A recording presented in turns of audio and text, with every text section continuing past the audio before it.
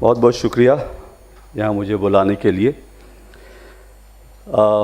जब मुझे पहले निमंत्रण आया और एआई का मुझे टॉपिक दिया गया तो मैं सोच रहा था इस विषय पे मैं क्या बोलूँगा, क्योंकि मैं टेक्नोलॉजी के मामले में, तकनीक के मामले में थोड़ा कमज़ोर हूँ, इसलिए मेरे लिए थोड़ा मुश्किल विषय था। लेकिन मैंने सोचा कि थोड़ा इस पर रिसर्च करके चला जाए और जो कुछ मैं अपने हिसाब से सोच सकता हूँ उसकी बात तो ज़रूर रखनी चाहिए, क्योंकि फ्यूचर तो एआई की चैलेंजेस हमें फेस करनी है।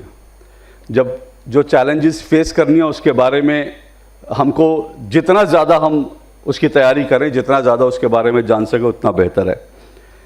पहली बात तो यह कि मुझे जो एआई को लेकर सबसे बड़ी चिंता जो आज हमारे सामने है यंगस्टर के बीच, मुझे आज भी याद है कि जब मोबाइल फ़ोन आया और मोजो जर्नलिज्म शुरू हुआ तो सबसे पहले कैमरामैन की नौकरियां गई थी और सबसे ज़्यादा असर कैमरामैन की नौकरी पर पड़ा, क्योंकि पत्रकारों के हाथ में मोबाइल थमा दिए गए। वही कैमरा पर्सन थे, वही जो हैं रिपोर्टर थे, वही कंटेंट क्रिएटर थे और उसमें कैमरामैन जो हैं थे उनकी नौकरियां चली गई। तो अब एआई आएगा तो किन की नौकरियां जाएंगी, इसका जो है मुझे लगता है सही से अध्ययन करना ज़रूरी है। और जो यंगस्टर हैं उनको ये सोचना पड़ेगा कि उनको ऐसा कौन सा मार्ग अख्तियार करना है कि जिससे एआई का इम्पैक्ट उनके करियर पर कम से कम पड़े। सबसे इम्पॉर्टेंट बात। दूसरी बात, मैं ये नहीं मानता कि एआई भारत में मीडिया पर बहुत असर डालेगा। उसका एक रीज़न ये है कि एआई एक टूल है और भारत में पत्रकारिता टूल किट से चलती है। तो जो पत्रकारिता टूल किट से चल रही है उसमें कोई टूल आएगा तो कोई बहुत बड़ा परिवर्तन होगा, ऐसा मुझे नहीं लगता, या बहुत इम्पैक्ट डालेगा, मुझे ऐसा नहीं लगता।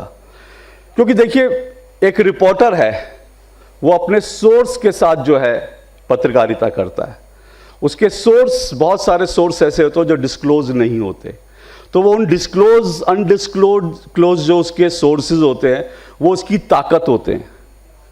क्या एआई की ये ताकत होगी?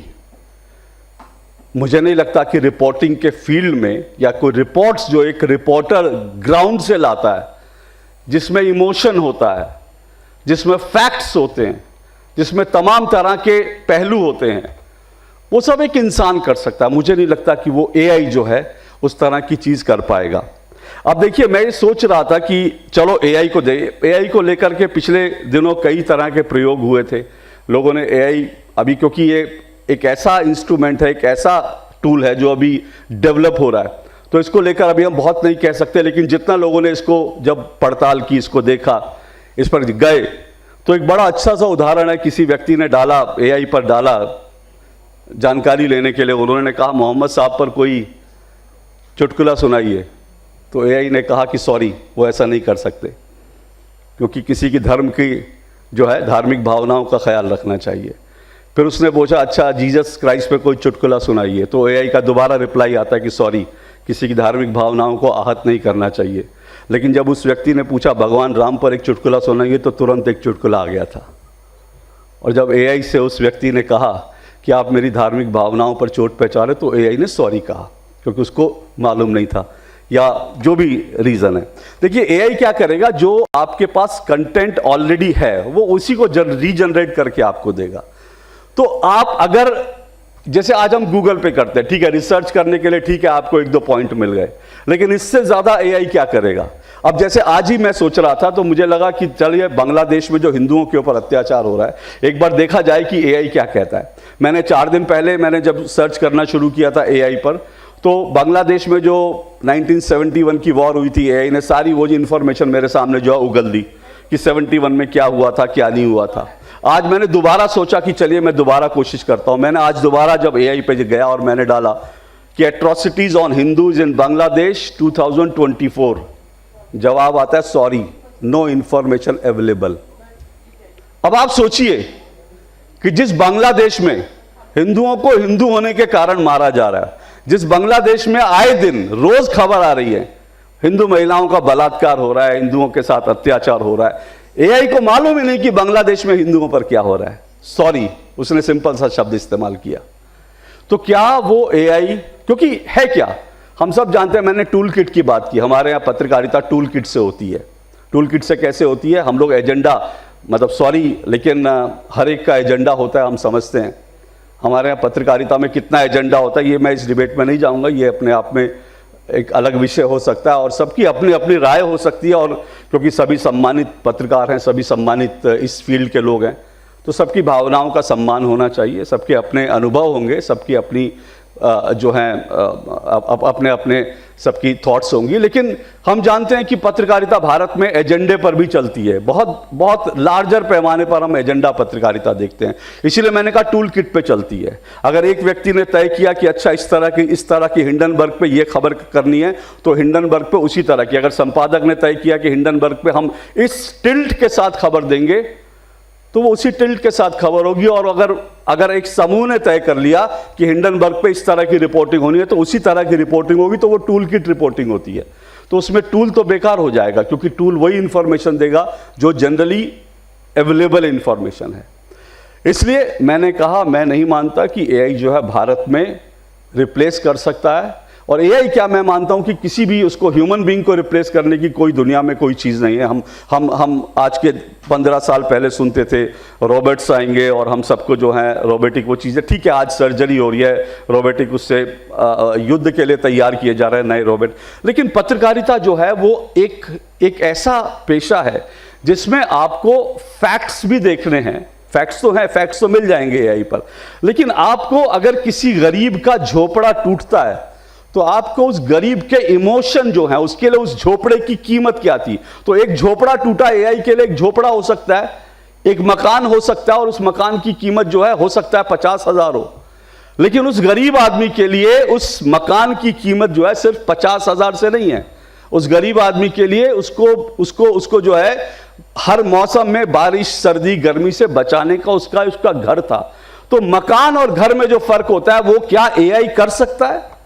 वो मुझे लगता है वो एक जर्नलिस्ट कर सकता है कि वो मकान था या किसी का घर था, किसी का आशियाना था। तो इसलिए मैं ये साफ मानता हूं कि एआई रिप्लेस नहीं कर सकता। कई एंकर जो हैं, कई प्रयोग किए गए, कई चैनल्स पे हम कई तरह के प्रयोग देख रहे हैं। अंजना ओम कश्यप का भी एक रिप्लिका बना दिया गया कि अंजना ओम कश्यप उधर भी रिपोर्टिंग कर रही है, इधर भी रिपोर्टिंग कर रही है। लेकिन जो अंजना ओम कश्यप जब फील्ड में जब जाती हैं और जब वहाँ पर वो डिस्कशन करती हैं और यहाँ पर जब एआई होता है, दोनों में ज़मीन आसमान का अंतर है। हम ठीक है, नैन नक्श वही है, कद काठी वही है, रंग रूप वही है, लेकिन क्या कंटेंट वो है? मैं मानता हूँ कंटेंट वो नहीं है। चाहे रिपोर्टिंग हो या एज एन एंकर किसी शो को मॉडरेट करना हो, मैं मानता हूं एआई वो नहीं कर सकता जो एक ह्यूमन बीइंग कर सकता है। जो एक्सपीरियंस, जो अनुभव एक रिपोर्टर को, एक एंकर को फील्ड में रिपोर्टिंग करके, एक एंकर को 10 तरह की डिबेट्स करके, 10 तरह के लोगों के साथ डील करके जो अनुभव उसे होता है, वो एआई कदापि नहीं कर सकता, क्योंकि वहां पर एक फिक्स फॉर्मेट है और फिक्स इंफॉर्मेशन है।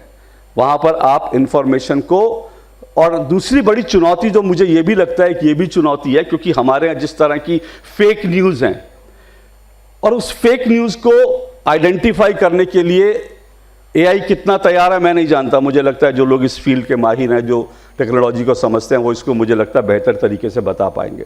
लेकिन मैं ये मानता हूँ कि हाँ, अगर फेक न्यूज़ को आइडेंटिफाई करने में एआई कोई रोल निभा सके, तो वो मुझे लगता है जर्नलिज्म पर, भारत पर बहुत बड़ा उपकार होगा।